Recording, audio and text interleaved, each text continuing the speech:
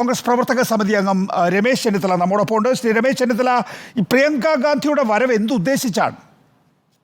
പ്രിയങ്ക ഗാന്ധിയുടെ വരവ് കേരളത്തിലെ കോൺഗ്രസ്സുകാർക്കും ഇന്ത്യയിലെ കോൺഗ്രസ്സുകാർക്കും കൂടുതൽ ആവേശം നൽകുന്ന ഒരു വരവ് തന്നെയായിരിക്കും. കാരണം ഇന്ന് ഇന്ത്യ ഹാർട്ട്ലാൻഡിൽ രാഹുൽ ഗാന്ധിയുടെ സാന്നിധ്യം അനിവാര്യമാണ്.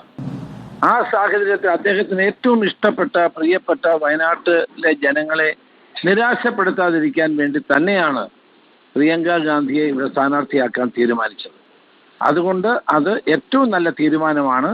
ആ തീരുമാനത്തോടു കൂടി ഇന്ത്യയിലെ കോൺഗ്രസ് പ്രവർത്തകർക്കും കേരളത്തിലെ കോൺഗ്രസ് പ്രവർത്തകർക്കും നവോന്മേഷം കൈവന്നിരിക്കുകയാണ്. ശ്രീ രമേശ് ചെന്നിത്തല, താങ്കൾ ലോക്സഭയിൽ ദീർഘകാലം അംഗമായിട്ടുള്ള ആളാണ്.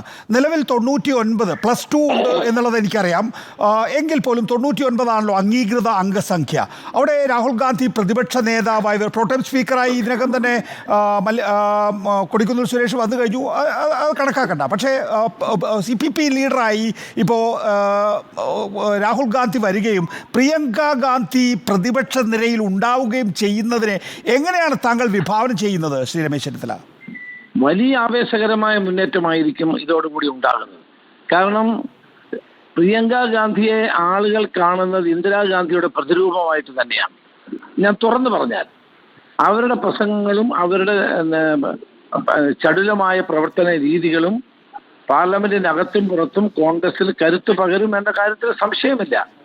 ഇന്ന് ഈ പാർലമെന്റ് തെരഞ്ഞെടുപ്പിൽ ഏറ്റവും കൂടുതൽ ആളുകൾ പ്രിയങ്ക ഗാന്ധിയുടെ പരിപാടികൾക്ക് വേണ്ടിയിട്ടാണ് ഞങ്ങളെ സമീപിച്ചിരുന്നത്. അപ്പൊ അത്രമാത്രം ജനങ്ങൾക്ക് പ്രിയപ്പെട്ട നേതാവായതുകൊണ്ട് തന്നെ അവരുടെ വയനാട്ടിലെ മത്സരം പുതിയ ഒരു ആവേശകരമായ മുന്നേറ്റത്തിന് കോൺഗ്രസിനെ സഹായിക്കുമെന്ന കാര്യത്തിൽ തർക്കമില്ല. അതാണ് ഞാൻ ചോദിച്ചത്. അതായത് താങ്കൾ തന്നെ തുടക്കത്തിൽ സൂചിപ്പിച്ചതുപോലെ നെഹ്റു ഗാന്ധി കുടുംബത്തിൽ ഇന്ദിരാഗാന്ധിയുടെ രൂപസാദൃശ്യം, അവരുടെ പ്രസന്നത, അവരുടെ പ്രസംഗത്തിലെ ഇന്ദിരാഗാന്ധിയെ ഓർമ്മിപ്പിക്കുന്ന സന്ദർഭങ്ങൾ, ആ എനർജി, ഇതൊക്കെ തന്നെയും ലോക്സഭയിൽ എങ്ങനെയാണ് ഉപയോഗപ്പെടുത്താൻ സാധിക്കുക ശ്രീ രമേശ് ചെന്നിത്തല? തീർച്ചയായിട്ടും ഏറ്റവും നല്ല പ്രാസംഗികയാണ് പ്രിയങ്ക ഗാന്ധി. അത് ലോക്സഭയിൽ നമുക്ക് വലിയ പ്രയോജനം ചെയ്യും. ലോക്സഭ ഡിബേറ്റിന്റെ കേന്ദ്രമല്ലേ, ഡിബേറ്റ് ചെയ്യുന്ന സ്ഥലമല്ലേ. അവിടെ ഡിബേറ്റിന് ഏറ്റവും കൂടുതൽ ഫലപ്രദമായി ഹിന്ദിയിലും ഇംഗ്ലീഷിലും ഒക്കെ സംസാരിക്കാൻ കഴിയുന്ന പ്രിയങ്ക ഗാന്ധിയുടെ സാന്നിധ്യം പാർട്ടിക്ക് ഒരു മുതൽക്കൂട്ടായിരിക്കും എന്ന കാര്യത്തിൽ സംശയമില്ല.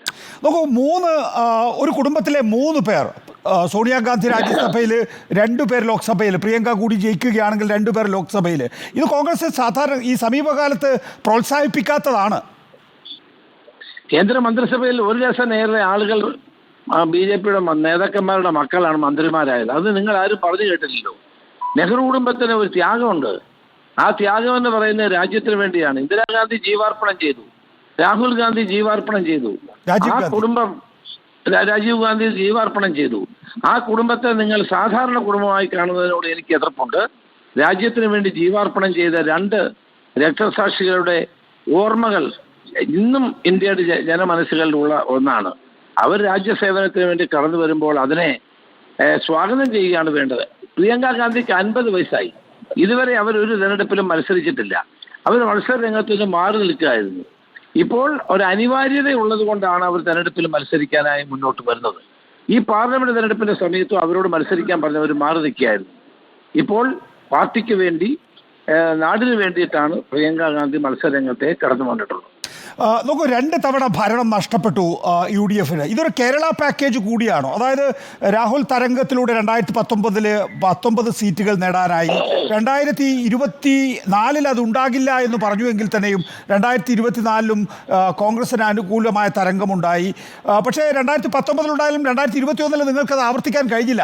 ഇനി 2025 26 പഞ്ചായത്ത് നിയമസഭാ തെരഞ്ഞെടുപ്പുകളിൽ ഇപ്പോഴുള്ള ഒരു പ്രോ UDF വികാരം അത് നിലനിർത്തുന്നതിന് കൂടിയുള്ള പാക്കേജ് ആയിട്ടാണോ രമേശ് ചെന്നിത്തല ഇതിനെ കാണേണ്ടത്?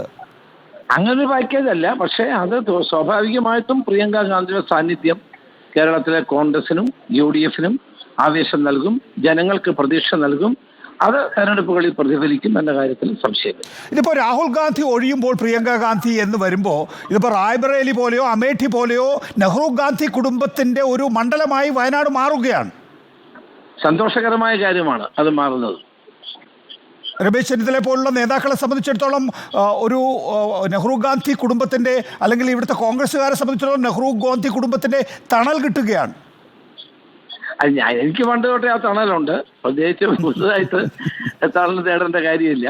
പക്ഷേ ഇന്ത്യയിലെ രാഷ്ട്രീയത്തിൽ ഒരു പുതിയ ചരിത്രം എഴുതാൻ ഇത് സഹായകമാകും എന്നുള്ളതാണ് എൻ്റെ വിശ്വാസം. മോദിക്ക് പ്രധാന പ്രതിയോഗിയാവുക ഇനി പ്രതിപക്ഷ നേതാവായാൽ തന്നെ രാഹുൽ ഗാന്ധിയാണോ അതോ പ്രിയങ്ക ഗാന്ധിയാണോ? അത് രാഹുൽ ഗാന്ധി തന്നെ ആവണമെന്നാണ് ഞങ്ങളുടെ ആഗ്രഹം. വർക്കിംഗ് കമ്മിറ്റി ഏകകണ്ഠമായി പറഞ്ഞ കാര്യമാണ്. അന്ന് അദ്ദേഹം പറഞ്ഞത് എനിക്ക് കുറെ കൂടി സമയം വേണമെന്നാണ്. പാർലമെന്റ് സമ്മേളിക്കുമ്പോൾ ഏതായാലും പ്രതിപക്ഷ നേതാവ് ഉണ്ടായേ മതിയാകൂ. അത് രാഹുൽ ഗാന്ധി തന്നെ ആകുമെന്നാണ് എൻ്റെ പൂർണ്ണമായ വിശ്വാസം. ശരി, രമേശ് ചെന്നിത്തല കോൺഗ്രസ് പ്രവർത്തക സമിതി അംഗം, നന്ദി സഹകരിച്ചതിന്.